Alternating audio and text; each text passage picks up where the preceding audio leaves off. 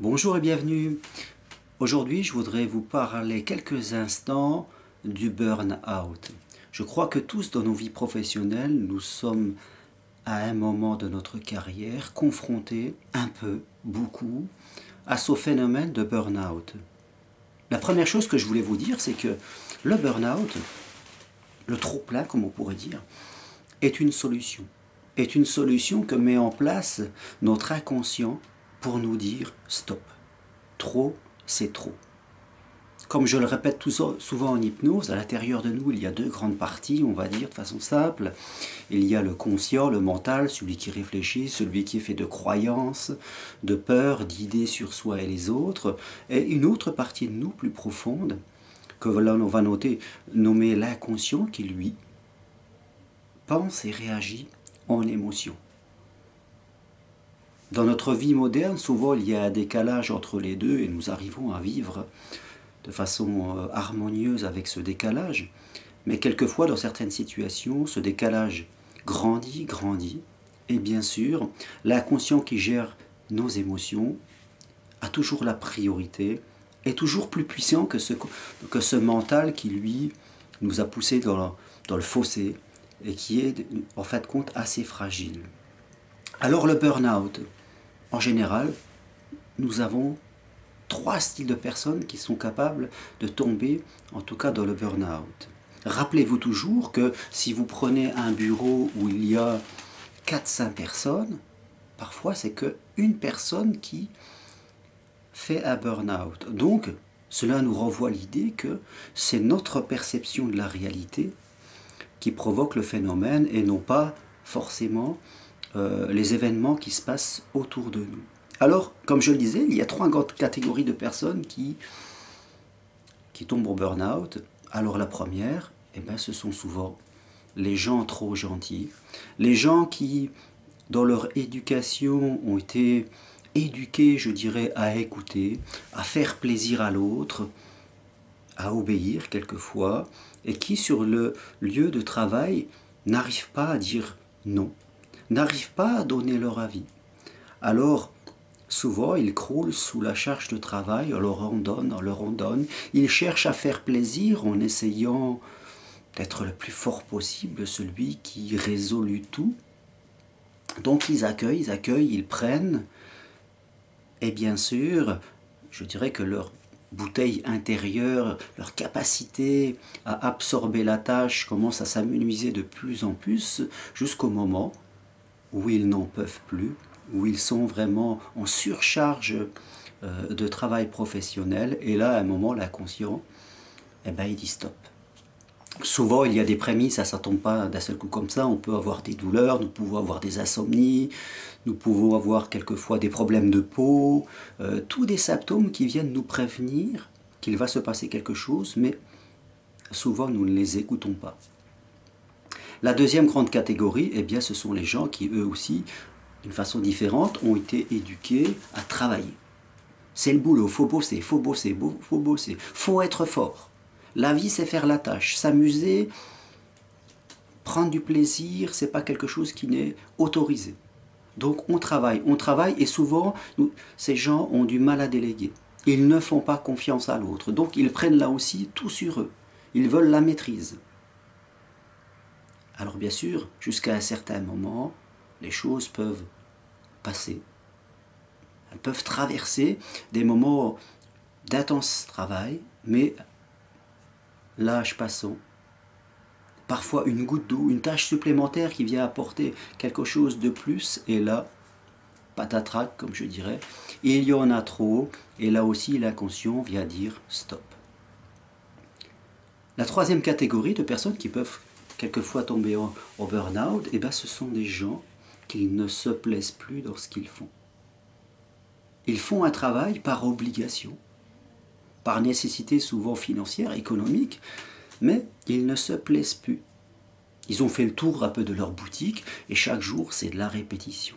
Chaque matin ils se lèvent avec l'envie de rester au lit, avec la motivation au plus bas, et ils n'ont qu'un désir, c'est changer de travail, mais soit ils n'osent pas se lancer dans une nouvelle formation, dans un changement, parce qu'il y a des peurs économiques. Et bien sûr, là aussi, chaque jour, il ressasse le mental, jusqu'au jour où l'inconscient, là aussi, est vraiment fatigué et il dit stop. Donc je rappelle ces trois grandes catégories. Les trop gentils qui en font trop et qui disent toujours oui. Ceux qui sont de la force, qui, fin de compte, pensent que c'est à eux de tout faire. Le travail, aucune délégation, ils font tout. Et ceux qui, coûte que coûte, continuent, en tout cas, à faire un travail qui ne leur apporte plus rien, à faire quelque chose par nécessité, mais ils n'ont plus la flamme dans les yeux, ils n'ont plus l'envie. Alors bien sûr, il peut y avoir des contingentes extérieures qui viennent attiser tout cela. Si je prends le gentil, il peut dire toujours oui et se trouver dans un contexte où il va peut-être avoir des supérieurs, des collègues qui vont être sympas, qui vont ne pas trop le surcharger et ça va bien se passer. Mais quelquefois, il y a des changements, un nouveau supérieur, un nouvel objectif qui vient faire la goutte d'eau qui déborde le vase et là, tout bascule. Ou alors ça peut être quelquefois une problématique qui vient de la vie privée qui fait que il y a un impact aussi dans la vie professionnelle parce que les deux, bien sûr, s'auto-influencent. Alors je dirais que si vous êtes dans une situation de burn-out, c'est une solution, comme je rappelle, que l'inconscient met en place. Et là, nous devons apprendre, nous devons évoluer. C'est un moment d'évolution, même s'il est totalement inconfortable, je vais bien vous l'admettre. Alors bien sûr, souvent au début, on vous met en arrêt de travail, parce que quand l'inconscient a dit stop, c'est stop, hein, on peut même faire des cures de sommeil, on est dans l'incapacité d'avoir la moindre volonté, il faut prendre ce temps de repos.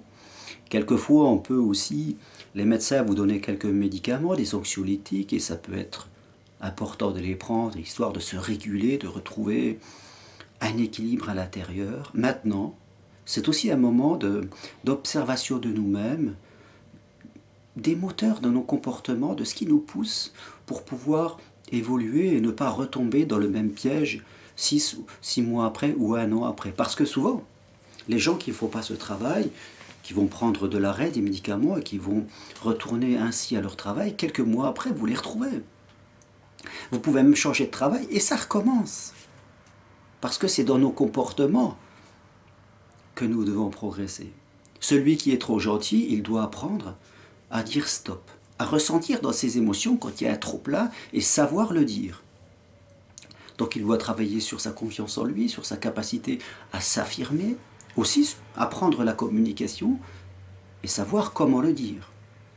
Celui qui travaille trop, il doit apprendre qu'il n'y a pas que le travail de la vie, il y a aussi le plaisir, que l'on peut aussi s'appuyer sur les autres et ne pas vouloir tout faire tout seul.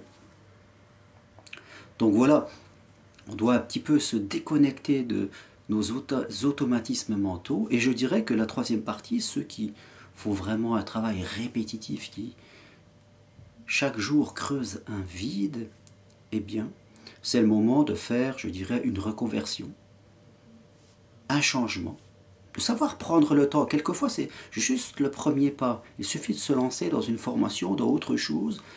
Même si vous continuez à faire votre travail actuel, le simple fait de savoir que vous êtes dans une évolution et que peut-être dans 1, 2 ou 3 ans, vous allez changer, apporte un bien-être. Ce qui est important, c'est de sentir que nous avons pris un chemin, que nous construisons. Ce qui, je dirais, crée le mal-être et vous emmène jusqu'au burn-out, c'est cette sensation de ne rien faire, de tourner en rond. Cette idée que si je vais à gauche ou si je vais à droite, devant moi il y a un mur, je ne peux rien faire, je suis enchaîné jusqu'à la fin de ma vie comme cela. Donc, je dirais que si aujourd'hui vous souffrez sur votre lieu de travail, essayez d'évaluer où est-ce que vous en êtes, dans quelle catégorie vous êtes. Est-ce que vous êtes quelqu'un qui est trop serviable, trop gentil, quelqu'un qui pense qu'il doit tout faire par lui-même dans le travail, qui ne compte pas ses heures, quelqu'un qui s'ennuie vraiment. Quelquefois, on peut être sur 2 catégories. Et essayez d'évaluer ça et de voir où est-ce que vous devez progresser. Soit dans l'affirmation de vous, soit dans prendre du plaisir et savoir déléguer et faire confiance aux autres, soit d'entamer une reconversion. Et parfois, je le dis, une reconversion peut prendre plusieurs années. L'important, c'est de se lancer sur ce chemin.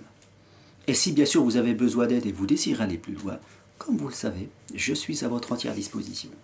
Merci pour votre écoute, je vous dis à très bientôt. Si vous aimez cette vidéo, eh ben, likez, mettez des commentaires en dessous, likez aussi sur tous les textes que je pose sur ma page Facebook. Rappelez-vous que je fais des accompagnements dans mon cabinet ici à Montpellier, ou alors dans toute la France, je dirais dans le monde entier, par Skype, Messenger. Aujourd'hui, avec les outils nouveaux de communication, nous pouvons être en lien tous les jours ensemble. Et rappelez-vous aussi que je fais des formations individuelles, c'est important pour moi parce que aider les autres, c'est d'abord évoluer soi-même. Et quand je forme une personne, automatiquement nous travaillons sur vous. Donc des formations individuelles pour devenir coach, pour être praticien en hypnose ou praticien en sophrologie. Formation bien sûr ici à mon cabinet ou à distance, où vous êtes en France. Merci à tous, je vous dis à bientôt et bonne journée. Au revoir.